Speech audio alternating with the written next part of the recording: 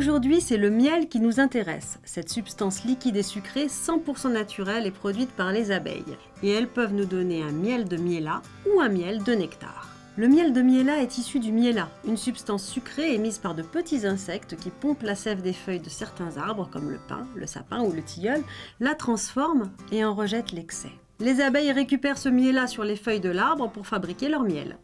Celui-ci est en général liquide et assez foncé, allant du brun clair au noir. Le miel de nectar est lui produit par les abeilles qui butinent le nectar des fleurs, un liquide sucré qu'elles sécrètent. On en trouve donc une grande variété.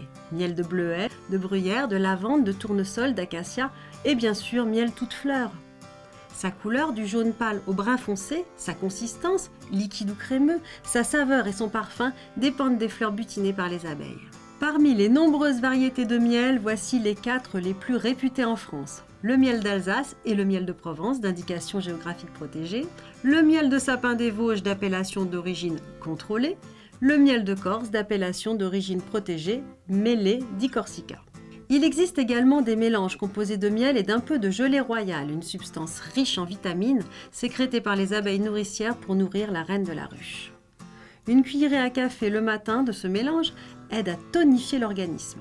De façon générale, le miel est à déguster au petit déjeuner sur une tranche de pain pour sucrer une boisson chaude ou froide ou un yaourt. Il s'utilise également dans les plats en version sucré-salé mélangés avec des graines de sésame pour accompagner un pavé de saumon, avec du citron pour badigeonner un poulet ou nature avec du foie gras.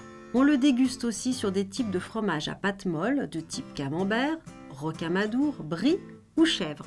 Il sera délicieux incorporé dans une crème brûlée avec une pointe de romarin, dans un gâteau moelleux avec des noix ou servi sur une panna cotta. Comment le conserver? Pour garder sa saveur plus longtemps, conservez-le dans un placard à température ambiante et surtout pas au réfrigérateur où il risquerait de durcir. Côté santé, le miel possède de nombreuses propriétés antibactériennes. Composé à 80% de glucides, il compte 304 calories pour 100 grammes. Vous l'aurez compris, pour garder la ligne, il vaut mieux ne pas en abuser. N'oubliez pas que la plupart de ces produits sont disponibles dans votre magasin Leclerc avec la marque Repère. À très bientôt!